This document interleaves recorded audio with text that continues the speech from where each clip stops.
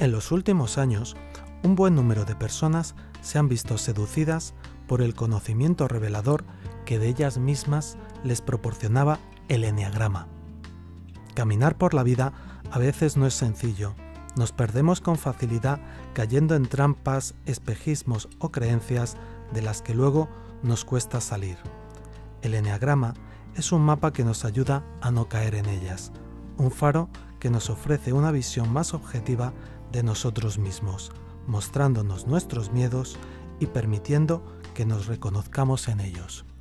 Con Pedro Espadas, facilitador de esta herramienta, estuvimos conversando en el Resort Doubletree Reserva del Higuerón de la ciudad malagueña de Fuengirola para que nos contase su experiencia personal y profesional en esta senda del cuarto camino que mostró en el primer tercio del siglo XX en Occidente el místico armenio Gurdjieff.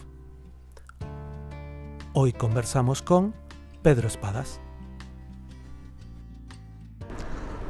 Somos Luz Televisión, se ha venido esta vez a la ciudad de Fuengirola, en concreto al Hotel Doubletree Reserva del Higuerón del grupo Hilton, y aprovechando que Pedro Espadas pasaba por nuestra provincia, pues no queríamos desaprovechar esta oportunidad porque muy pronto vas a dar un taller de eneagrama en Marbella. Es la tercera vez que vengo a Marbella a dar un taller de eneagrama organizado por Avatar Psicólogos, que me lo paso muy bien con ellos y son muy majetes. Y luego también me lo paso muy bien cuando nos vamos de cena. Y es muy bonito porque como ellos organizan varias cosas, la gente que viene tiene ya como ciertas ganas de currar, ¿no? Y entonces uno disfruta mucho, que cuando te toca dar un curso y tienes que estar motivando a la gente es muy duro, pero la gente de Avatar viene muy motivada y es muy disfrutable. Dices que disfrutas mucho con ellos y ellos, entiendo, disfrutan mucho contigo porque se puede disfrutar mucho contigo. Bueno, yo tengo una parte disfrutona y una vena payasa, que podemos decir, que intento que la gente se lo pase muy bien en las clases. Hay algún maestro espiritual que dice que lo único que el ego no resiste es la risa. Entonces, si vamos a trabajar con el ego, tenemos que intentar reírnos de vez en cuando para ir ablandándolo poquito a poquito. Yo no soy para nada de los de darle duro al ego y ser confrontador con el ego. Hay que ser astuto con el ego. El problema es que el ego es tremendamente astuto, entonces yo creo que la astucia principal es ser honesto. Cuando tú al ego le pones delante una verdad con la que el ego no puede refutar, ahí no le queda más que agachar la cabeza. Te has especializado en los últimos años en la herramienta, no sé si te gusta llamarla así, del eneagrama. ¿Es el eneagrama una herramienta? El eneagrama es muchas cosas, o sea, básicamente el eneagrama es un símbolo, ¿no? Cuando hablamos del eneagrama, en realidad estamos hablando de lo que se conoce como el eneagrama de la personalidad, ¿no? Que es una tipología de personalidad donde intentamos ver los patrones de diferentes tipos de personalidad, tanto patrones mentales como emocionales como de comportamiento. El eneagrama tal cual solo es un símbolo. Es un símbolo que introdujo Gurdjieff a principios del siglo XX en su modelo del cuarto camino para intentar explicar cómo funciona la realidad. ¿Qué es el cuarto camino, entonces? El cuarto camino es el trabajo que proponía Gurdjieff, que tiene que ver con reunir lo que las tradiciones espirituales llaman los tres centros o los tres cerebros. Existe el camino del fakir, que es el camino de buscar la trascendencia a través del cuerpo, el camino del desapego del monje, que es a través del corazón, y el camino del yogi, que es el camino de la mente en blanco. Entonces, el cuarto camino lo que propone es ver cómo las emociones influencian al pensamiento, influencian al cuerpo y cómo hay una dinámica entre estos tres centros, estos tres cerebros, que hace que uno arrastre a otro y en vez de vivir conectados a la realidad vivamos dormidos, que es lo que decía Gurdjieff. Pero si descubrimos cómo estos centros están interconectados, se influyen unos a otros, podemos aprender a observar ese funcionamiento sin identificarnos y ahí es cuando rompemos la mecanicidad del ego. ¿Cuándo y por qué te sedujo el eneagrama? Pues a mí me sedujo el eneagrama porque yo soy actor. Bueno, lo que más me gusta a mí contar es que soy vedette. Me gusta a mí esa palabra. Vedette, en concreto vedette. Vedette. No, sí. Vedette es como si fueras internacional, yo soy vedette. Y como yo quería ser mejor actor, yo ya en la escuela, en Cristina Rota, me di cuenta de que había determinados personajes en los que yo no tenía permiso para entrar. Yo no tenía permiso para entrar básicamente en los perdedores, ¿no? Recuerdo una vez la Rota me gritó y me dijo, ¿pero tú qué haces riéndote si te están matando? Y yo, pues nada, pues me reía, me parecía divertido, que era un mecanismo de defensa, ¿no? Y como yo quería poder entrar en otras vidas, en otras emociones, en otras historias, pues alguien me habló del eneagrama y entonces llegué a descubrir lo que luego otro maestro mío, Fernando Piernas, habla del personaje adquirido para la vida. El personaje que todos interpretamos para que nos quieran, para que nos acepten, para que nos valoren, y ese es el que nos tenemos que quitar los actores para poder entrar en otros personajes. Y eso es lo que yo necesitaba aprender a quitármelo, y aprendí a quitármelo, bueno, estoy aprendiendo a quitármelo con el eneagrama. Los actores tienen que aprender a quitárselo, y el resto de las personas, ¿qué tenemos que hacer con ese personaje? Pues ese personaje, ese ego, tiene una función necesaria durante nuestro desarrollo, ¿no? Cuando somos dependientes, cuando somos vulnerables, es como, a mí a veces me gusta definirlo como una placenta emocional.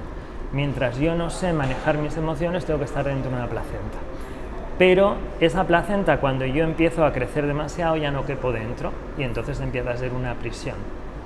Entonces lo que tenemos que aprender no es a desmontarlo, como, en mi opinión, como dicen algunas escuelas, sino simplemente a flexibilizarlo, a dejar una puerta abierta para que yo pueda entrar y salir en función de lo que la vida pide en cada momento. O sea, yo no tengo que olvidar mi personaje, pero sí que tengo que poner el personaje al servicio de la vida, no la vida al servicio del personaje, no intentar que la vida se adapte a quien yo quiero ser, a lo que yo quiero tener, a lo que yo quiero conseguir, a cómo yo quiero ser visto. Decías que nos sirve a todos y que acogemos un personaje en concreto, ¿no? Y lo hacemos, decías también, para recibir cariño, para ser aceptados.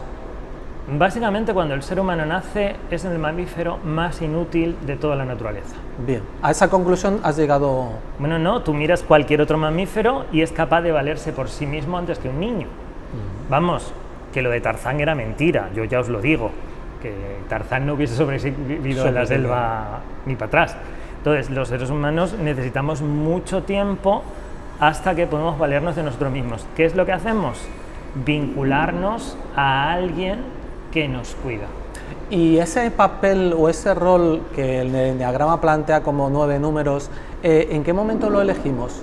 Desde vosotros que habéis profundizado en esa cuestión, ¿cuándo elige ese ser que viene, ese...? Esto es un debate para el que yo no tengo respuesta. Vale. En psicología, los psicólogos, los americanos dicen si la personalidad viene prefijada por los genes, por la genética, o tiene que ver con el entorno. Entonces ellos hablan del nurture o el nature. Lo que yo hago cuando yo trabajo con el eneagrama es considerar las dos opciones, y no solo la genética, sino considerar que nosotros tenemos una parte espiritual y por tanto tenemos una misión de vida.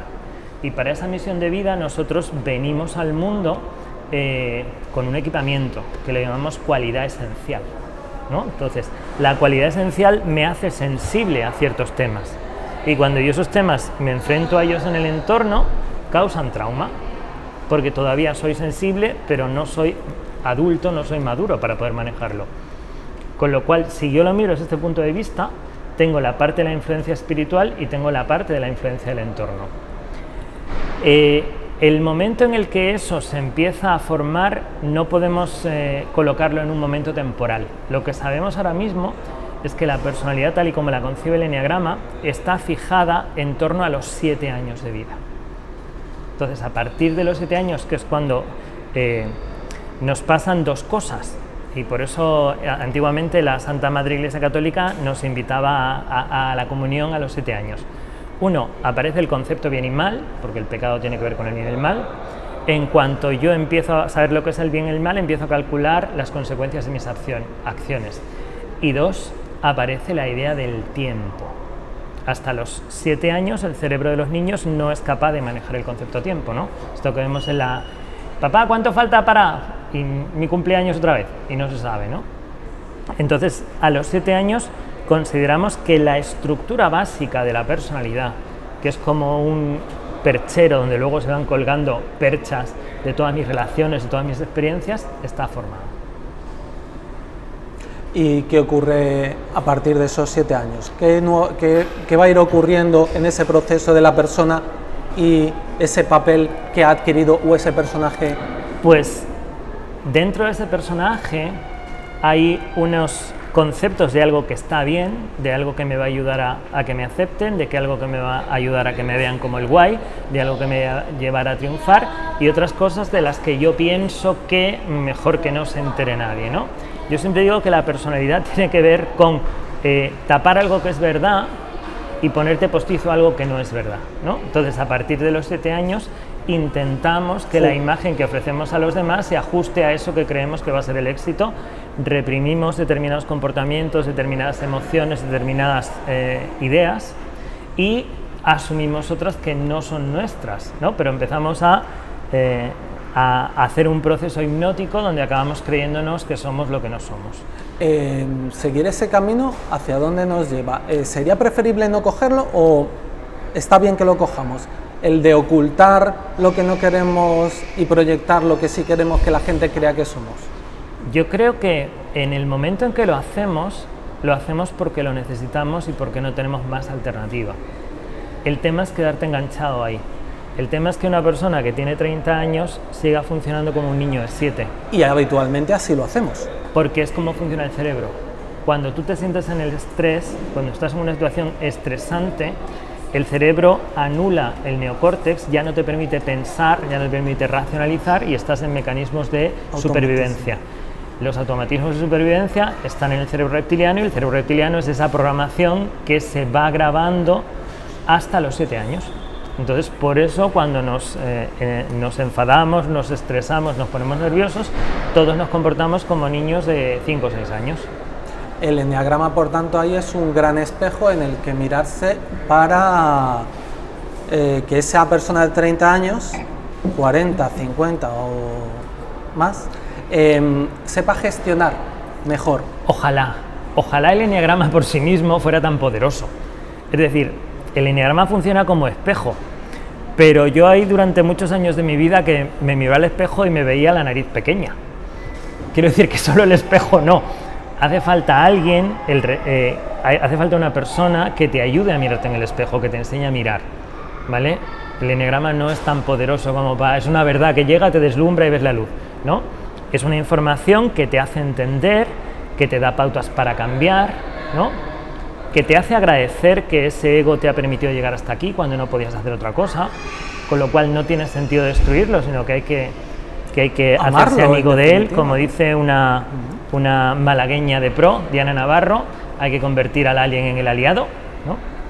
Que es lo que buscamos con el eneagrama, pero no es tan fácil porque en momentos de nuestra vida podemos estar relajados y podemos escuchar, pero lo normal es que lleguemos muy defendidos y lo que queramos es que nos corroboren nuestra visión del mundo, ¿no?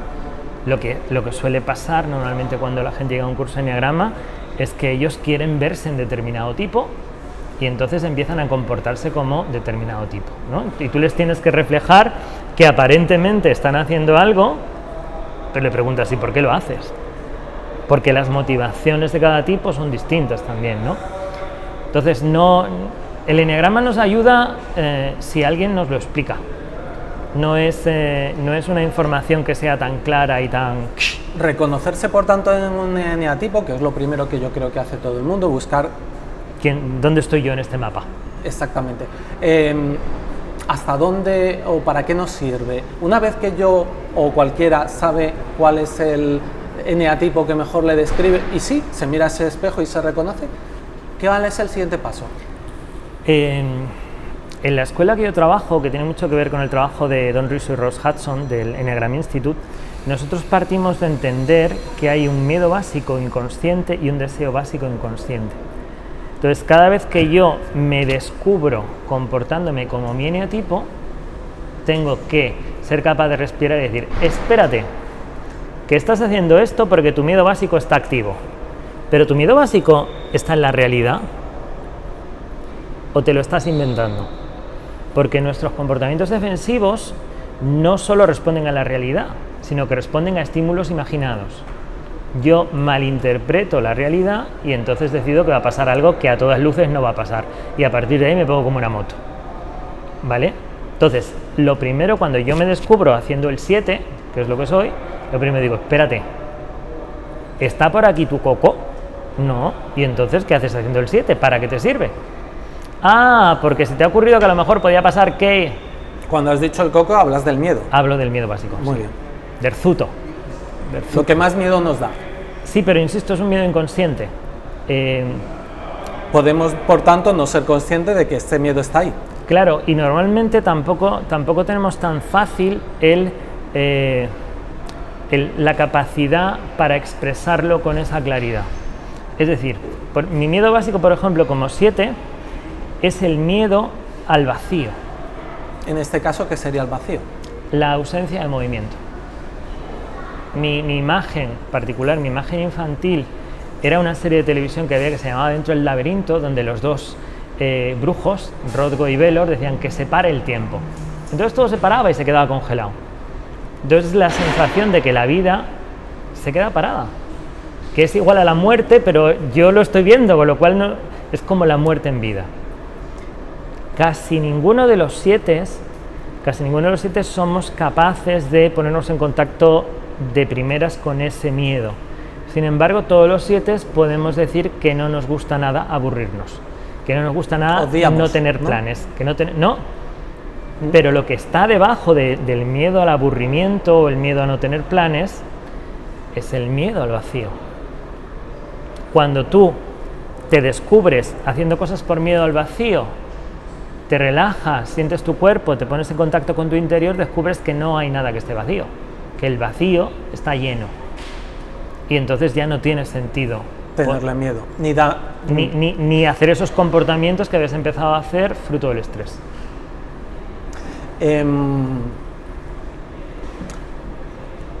Hay, además, en el eneagrama, una vez que uno ha detectado cuál es su eneatipo, 2 eneatipos que nos dan como una brújula hacia dónde deberíamos, no sé si la palabra es deberíamos ir, y hacia dónde no. Eso es antiguo. ¿Eso ha pasado de moda? Eso es antiguo. La idea de las flechas como camino de centramiento y descentramiento era una hipótesis de trabajo de Claudio Naranjo. Sí, en efecto. Muy al inicio, del comienzo del eneagrama, y la mayoría de las escuelas de eneagrama, aunque curiosamente los libros de eneagrama todavía no lo reconocen, hablamos de que tú tienes que integrar los 2 eneatipos que están conectados contigo por las líneas interiores del símbolo, que es lo que llamamos las flechas. En el caso del 7, el 1 y el 5, ¿no? Antiguamente se decía, cuando el 7 se estresa, se comporta como un 1, y cuando se relaja, se comporta como un 5, ¿no? Esto es lo que se habla de camino de centramiento y descentramiento. Ahora mismo sabemos que no, que tanto el 1 como el 5 nos ofrecen opciones de consciencia y opciones de inconsciencia. ¿Y cómo ha de contemplar uno, en este caso el 7, tanto el 1 como el...? Siempre desde tu miedo básico. Es decir, yo como eneatipo 7, cuando me estreso me puedo volver súper crítico, me puedo volver juzgador, me puedo volver... exigente al máximo, ¿no? Y sin embargo, también me puedo volver disciplinado y comprometido. Y me puedo convertir en una persona muy coherente. Esas son 2 opciones que me da el 1. Si yo me cojo la parte crítica, mal asunto. Si me cojo la parte comprometida, la parte íntegra, fantástico, ¿no? Cuando hablamos del 5, es verdad que el 5 nos puede dar mucha más profundidad, un análisis más basado en datos, menos pensar rápidamente, ¿no? Mucho más sosegado, mucho más estudiado, mucho menos hacer las cosas a la ligera. Pero al mismo tiempo el 5 nos vuelve muy fríos, nos vuelve muy resistentes al contacto, muy resistentes a la empatía y a la compasión, ¿no? Entonces, ¿qué es lo que yo quiero tomar de mis flechas? Bajo tu punto de vista, ¿por qué se ha popularizado tanto en la última década, yo creo, el eneagrama? ¿Por qué se ha convertido en una herramienta tan curiosa? El burro delante. Y todas las personas que yo conozco del mundillo del eneagrama, nos sorprende mucho siempre que nos hagas esta pregunta, porque no es verdad. Nosotros todavía pensamos que tenemos que ir por ahí contando lo que es el eneagrama desde cero. Entonces uno dice, ¿se conoce mucho? No es verdad, no se conoce mucho. Hay otras herramientas que se conocen muchísimo más, que no son ni mejores ni peores. Esto no se trata de... No, comparativa, no hay que comparar, pero yo es que creo que el eneagrama sí se ha extendido y a la gente se ha extendido una visión muy superficial del eneagrama, que es mirar los tipos como si fueran el horóscopo, y eso para nada es el eneagrama. Pero exactamente igual que se extienden otras tipologías de personalidad. Tú te coges cualquier, bueno, ya casi no hay revistas de papel, ¿no? Pero tú pones ahora en Google test de personalidad y te pueden decir que eres un animal, que eres un elemento, que eres una carta del tarot, que eres una constelación. Vaya usted a saber, ¿no? Hay muchas tipologías de personalidad. Yo no conozco más que el eneagrama, o sea, no voy a hablar más que de esa. Pero realmente ese conocimiento, esa popularidad aporta muy poco y da muy pocas pistas para el trabajo personal. Es más, yo creo que llevan al peor uso que se puede hacer del eneagrama. ¿Qué sería? Que es utilizar el eneagrama para justificar mis comportamientos. Yo, como soy un 7, no puedo hacer otra cosa que irme de fiesta. ¿No? Justo al revés, si te das cuenta que te estás yendo de fiesta para escaparte de la realidad, es el momento de probar a hacer otra cosa. Pero cuando utilizamos el eneagrama o para justificar mis comportamientos o para darle al otro en la cabeza como arma arrojadiza, joder, tío, tú es que eres un no sé qué y así no hay quien pueda contigo, ¿no? Y ya me tienes harto por ser así, ¿no? Son los dos peores usos que podemos hacer con el eneagrama, y ese conocimiento superficial del eneagrama lleva a eso. Pero es que todo conocimiento empieza por un conocimiento superficial, y ahí se queda un gran número en cualquier herramienta. Y ahí se queda un gran número de personas. Y luego, quien les saca el jugo o lo que sea, pues puede trascender y profundizar. Pero es que la sociedad naturalmente tiene una tendencia a quedarse en la superficialidad. Bueno, habría que preguntarse por qué tantos profesores de eneagrama se han quedado en la superficialidad y enseñan un eneagrama superficial. Vale. ¿Y cuál sería una posible respuesta? Había que preguntárselo a ellos, yo no. Yo no soy de esos. Vale. Yo soy de los que se complica la vida, investiga, crea modelos nuevos, cruza el eneagrama con otros conocimientos, intenta sacar nuevas aplicaciones. Háblanos un poco de eso. Pues, de cruzar la información que aporta el eneagrama con qué otras herramientas tú crees que encaja el eneagrama. El eneagrama tiene la capacidad, como símbolo, como geometría sagrada, tiene la capacidad de hacer visible lo invisible. Dice la física cuántica que el ser humano, si percibe el orden explícito, no puede percibir el implícito, y si percibe el implícito, no puede percibir el explícito, ¿no? ¿Y eso tú estás de acuerdo? Bueno, lo dice la física cuántica. Pero eso, vale, bueno. Mi experiencia es que cuando tú colocas el orden implícito y el explícito sobre el símbolo, puedes percibir los dos a la vez. Es decir, uno de los postulados de Gurdjieff es que el ser humano vivía fuera de la realidad, vivía dormido, porque vivía en el mundo de la polaridad. Y todo lo que existe en la realidad existe por interacción de tres fuerzas. A saber, ¿qué tres fuerzas son? La positiva, la negativa y la neutra, la afirmativa, la negativa, la reconciliante. Es un tema que ya trataron mucho los filósofos, ¿no? Ajá.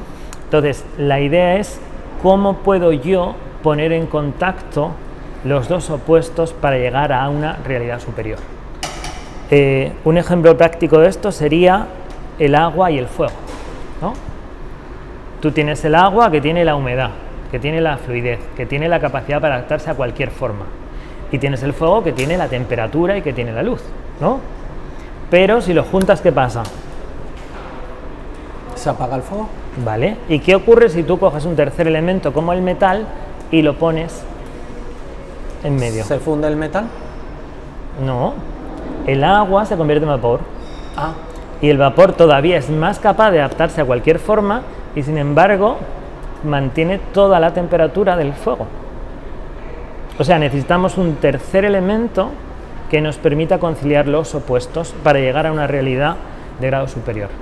Y eso es lo que intentamos hacer siempre con el eneagrama.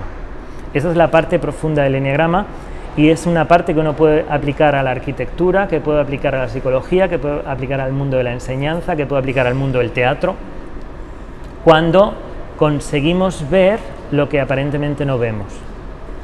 Cuando somos capaces de dividir cualquier proceso en 9 fases y descubrir las conexiones internas de las fases, que es lo que representan realmente las flechas.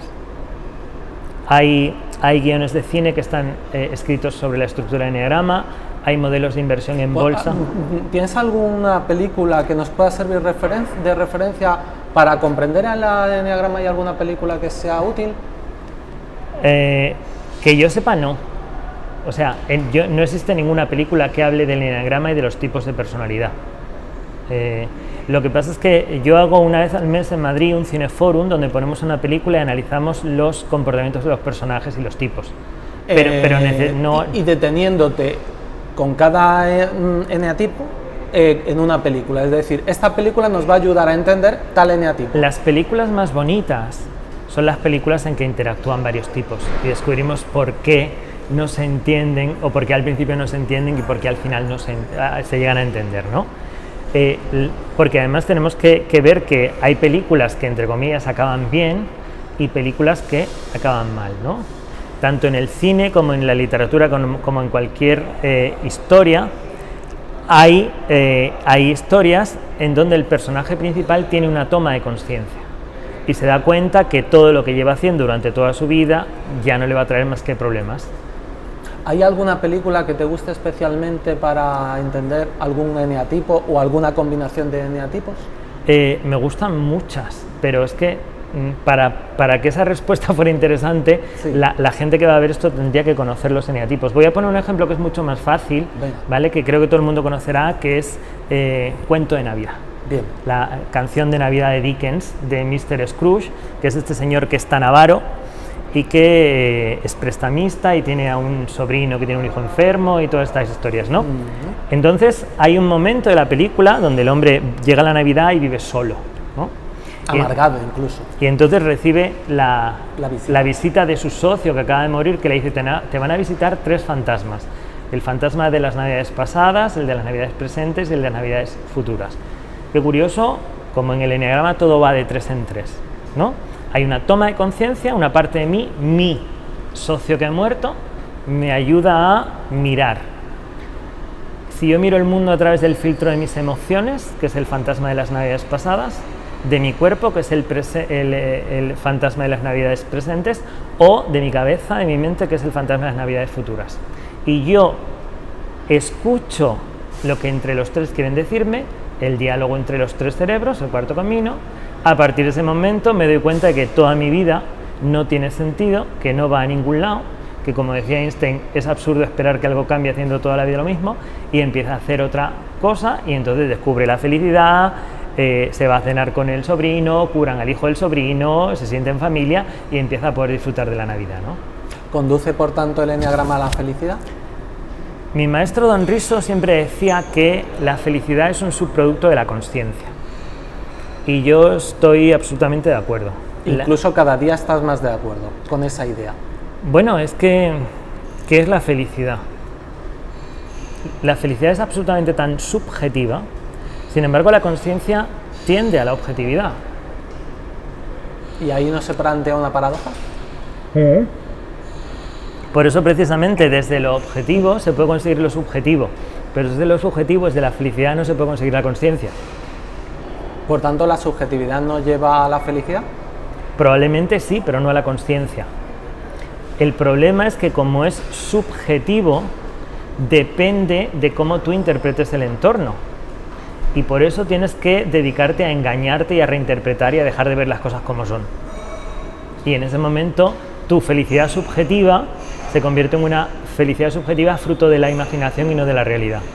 Con lo cual, ¿hasta qué punto puedes sostenerla o hasta qué punto esa felicidad puede plenamente llegar a ti, ¿no? ¿Trascender ese engaño es un trabajo laborioso?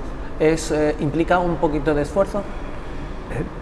Trascender ese engaño es un trabajo de día a día, de toda la vida, que no se consigue nunca, que de repente lo rozas un poquito y dices, ¡ah! Yo quiero más de esto, y lo vuelves a intentar y te vuelves a caer y te vuelves a meter en los objetivos y te vuelves a meter en tu película y entonces te descubres otra vez con las manos en la masa y lo vuelves a intentar.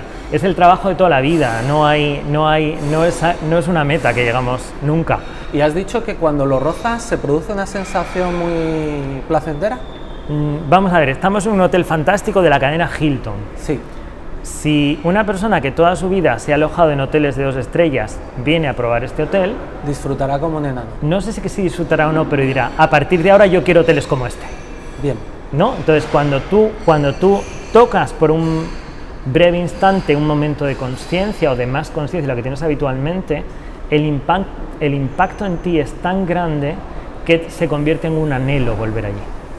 Yo no hablaría de felicidad, hablaría de plenitud. Vale. Hace poco estuve en la boda de unos amigos, José Luis y Sandra, que no sé si algún día verán esta entrevista, y el lema de la boda era plenicidad. Oh. A lo mejor plenicidad es mejor palabra que felicidad. ¿Esos dos amigos tuyos son practicantes del eneagrama? José Luis sí, y a Sandra le quedan 3 telediarios. Lo digo porque han desarrollado o han abanderado en su boda, supuestamente un día feliz en la vida de cualquier persona, como un camino o un lema para no solo practicar ese día, sino Mira, más adelante, ¿no? Estos dos, que espero que no les moleste que estemos hablando de ellos, cuando hicieron sus votos, lo que se prometieron era, espero poder seguir mirándote a los ojos y que se detenga el tiempo. Este era su concepto de plenicidad. No son un 7 ninguno de los dos. Yo no puedo hablar del eneatipo de, Vale. de mis amigos en público. No, lo digo porque el eneatipo 7 es el que más miedo le da que se pare el tiempo. Pero es un miedo imaginario, es un miedo que no tiene por qué estar en la realidad, porque aunque el tiempo se pare, la realidad y el presente siempre está lleno de cosas. Delante de nuestras narices está siempre lo que necesitamos en cada momento. Volviendo, ¿qué ocurre cuando entre dos personas se para el tiempo? ¿Así lo has descrito? Así lo describían ellos. Pero da igual, yo entro en estados de meditación en muchas ocasiones, a veces con Emisync, que estuvo Daniel aquí, ¿no? Hablando de... Y hay momentos donde se para el tiempo y donde tú no sabes por qué, te sientes completamente lleno, no tienes pensamientos que te hagan sentir mal, no tienes juicios contra nadie, está todo bien. Hay un libro que a mí me gusta mucho que se llama Los 4 Acuerdos, de Miguel Ruiz, y Miguel Ruiz propone un ejercicio que se llama el saludo al ángel de la muerte, ¿no? Que es cuando te levantas por la mañana, lo primero que haces es saludar al ángel de la muerte, que te va a prestar todo lo que vas a usar durante el día porque nada es tuyo, ¿no? Y yo empecé a practicar el saludo al ángel de la muerte y no me acababa de traer plenicidad. Sin embargo, surgió, no sé, empezar a hacer el saludo al ángel de la muerte por la noche antes de dormir. Y cuando yo consigo la sensación de que está bien morir en ese momento, de que al día siguiente no pasa nada, de que no soy indispensable y que la vida va a seguir sin mí, que no he dejado nada por hacer, aunque haya dejado muchas cosas por hacer, que todo está bien como está. Que no pasa nada, ¿no? Porque no se hagan. ¿No?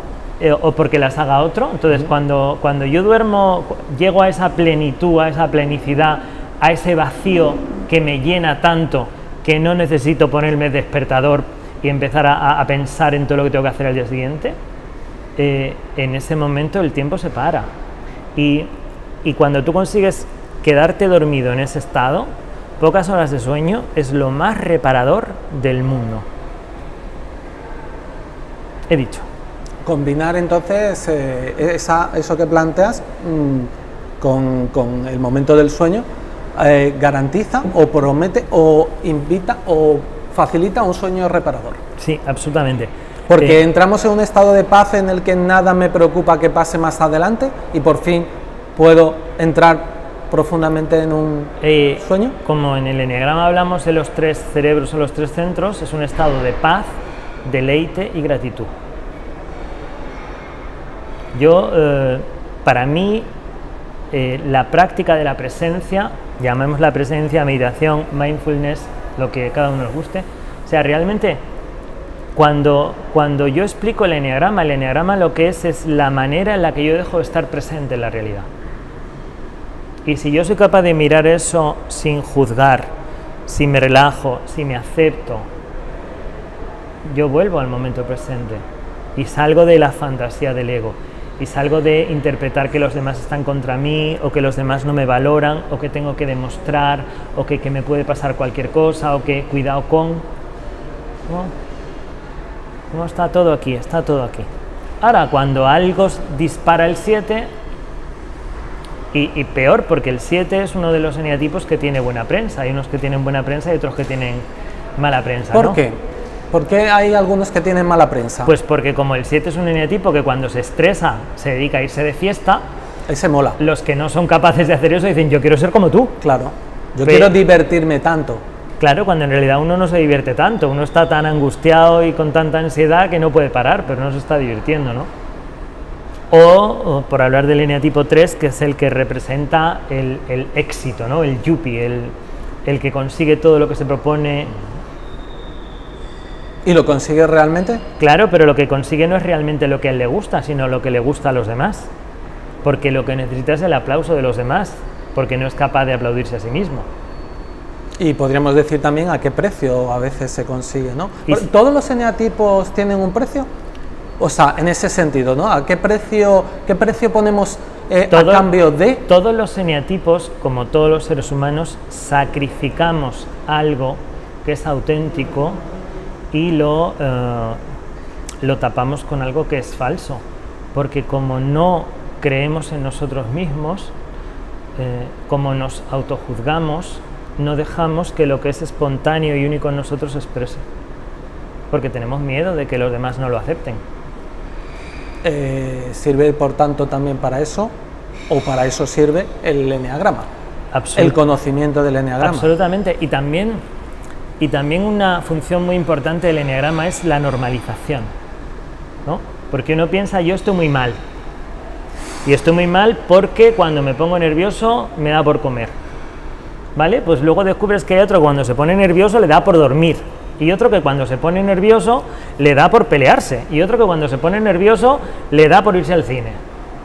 Y al final todos, cuando nos ponemos demasiado nerviosos o demasiado ansiosos y no sabemos manejarlo, entramos en un comportamiento neurótico. Que el mío sea diferente al tuyo no significa que sea mejor, con lo cual, ¿no?, nos podemos normalizar. Ya no me considero que yo estoy muy mal, sino que estoy tan mal como el resto de la clase. Esto está bien. ¿Eso produce alivio? Produce alivio y compasión. ¿Hacia uno mismo y hacia los demás? Y hacia los demás. Porque tú empiezas a descubrir en el mundo del eneagrama, nosotros hablamos de que no existen comportamientos agresivos, que todos los comportamientos son defensivos. Cuando alguien me ataca es porque está asustado y tiene miedo de algo mío. Claro, si alguien me ataca, yo me defiendo. Y ahí ya no es posible el diálogo, ¿no? Empezamos a chocar. Pero lo que sí es posible, como los mecanismos de defensa y los miedos son inconscientes, se disparan aun a mi pesar. Tú no quieres que te pase, pero te pasa. Y te pasa siempre con tu pareja, o con tu jefe, o con tu padre. Bueno, con los padres tendríamos aquí otro capítulo. Materia prima para hablar, ¿no? Pero tú no quieres que te pase, pero llegas otra vez a la cena, te hacen la pregunta, niño, ¿tú cuándo te casas? Y se te dispara todo. El alien empieza a subir, y, ¿no? Entonces, claro, cuando alguien me ataca así es porque se está defendiendo, porque tiene miedo de que yo le diga algo, ¿no? Y yo entonces levanto mis defensas. Pero si yo me descubro que me estoy defendiendo y voluntariamente bajo mis defensas, inconscientemente el otro baja las suyas, porque se levantaron inconscientemente. Y a partir de aquí es posible el encuentro. Y ¿no? porque no hay nada que temer por parte de ninguno de los dos. Pero para eso yo tengo que saber cuándo me pongo la armadura o los tanques y decirle, niños, otra vez para la cochera. ¿En todos los eneatipos podemos encontrar una parte de nosotros? Es decir, tú te reconoces como el eneatipo principal, el 7, pero mirando al resto de los eneatipos, ¿puedo encontrar una parte de mí? Cada ser humano es potencialmente todo lo que existe en el universo. Otra cosa es que se manifieste. Cuanto más identificado estoy con mi eneatipo, menos puedo expresar cosas que no son de mi eneatipo. Cuanto más reconozco mi eneatipo y lo flexibilizo, más puedo manifestar cualidades que podríamos atribuir a los otros eneatipos. Y más que manifestar, dejar que se manifiesten, porque también se manifiestan de una forma inconsciente. Cuando nosotros podemos manifestar las cualidades positivas de los otros eneatipos es a través de la consciencia. Si yo no soy consciente, yo no puedo salir de mi tipo. O sea, cuando yo estoy en la inconsciencia, soy 7 y solo 7. Cuando yo me relajo, puedo expresar cosas que podríamos atribuir a otros. Para terminar, ¿qué le puedes decir a la gente para invitarla a cruzar esa línea que separa la vida normal del eneagrama? Pues esto es muy simple. Los que el eneagrama os vaya a ayudar ya lo sabéis. Algo os ha tocado de esta entrevista, aunque yo no haya estado especialmente brillante, o sí, vete tú a saber, ¿no? Pero yo os diría que confiéis en esos clics internos que sentimos. Y los que no pasa nada. Igual el eneagrama no es vuestra herramienta o no es vuestro momento para el eneagrama. Pero los que algo de lo que yo he dicho os haya tocado, os haya despertado el gusanillo, pues empezad a investigar, libros, vídeos en YouTube, profesores de eneagrama, eneagramaparaautoconciencia.com, mi página web. Me parece muy bien. Hombre, esto hay que hacerlo. Pedro Espadas, eneagrama para autoconciencia, todo junto, sin puntos.com.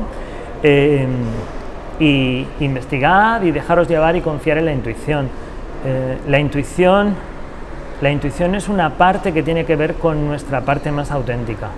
Y si sabemos escuchar esa voz, nos ayuda a llegar donde tenemos que llegar, sea a través del eneagrama o a través de cualquier otra herramienta.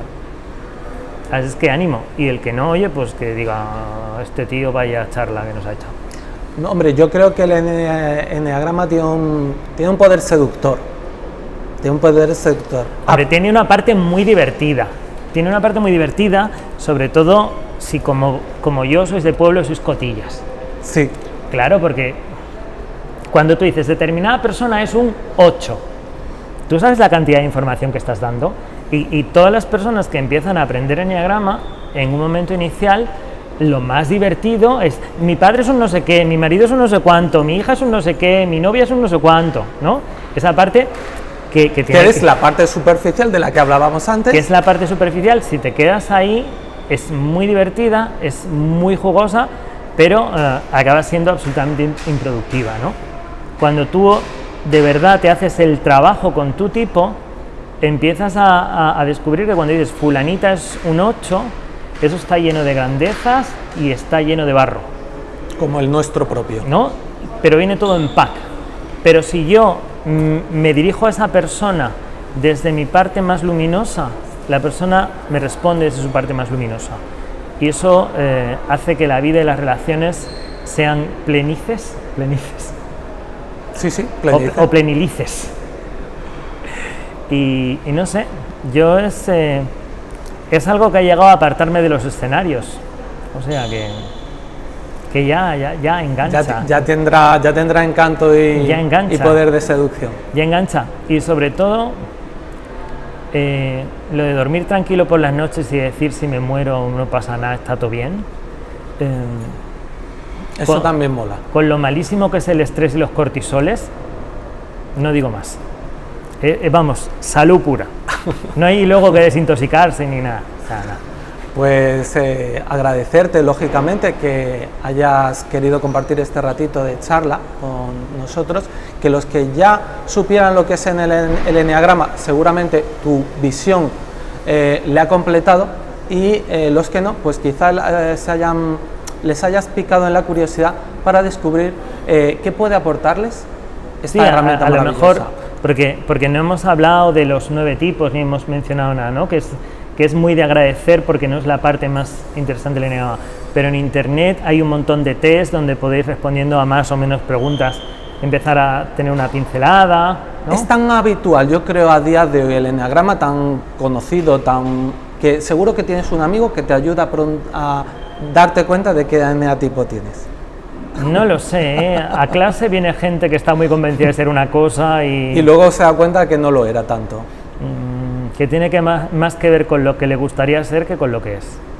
Otro acierto del eneatipo, ayudarte a discernir entre lo que te gustaría ser y lo que eres realmente. Pedro, pues un placer enorme haber conversado contigo y bueno, que sirva este ratito de conversación para despertar el... Sí, la curiosidad, que luego nos va, pues nos va, y los que sí os va, en algún momento nos encontraremos. Muchas gracias.